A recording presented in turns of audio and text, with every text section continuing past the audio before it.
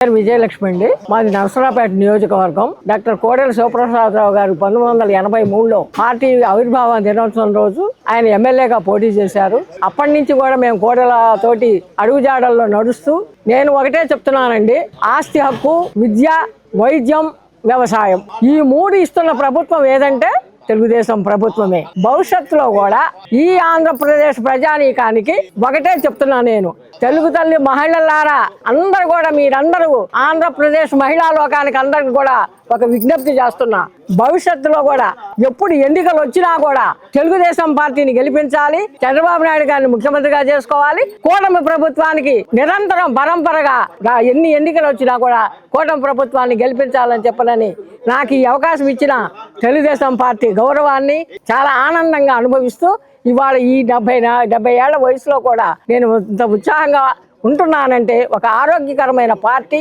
ఒక ఆరోగ్యకరమైన నాయకులు, అలాంటి వాళ్ళ కింద నేను పనిచేస్తున్నాను కాబట్టి ఇవాళ ఇంత దూరం వచ్చి నా యొక్క అభిప్రాయాన్ని చెప్తున్నాను.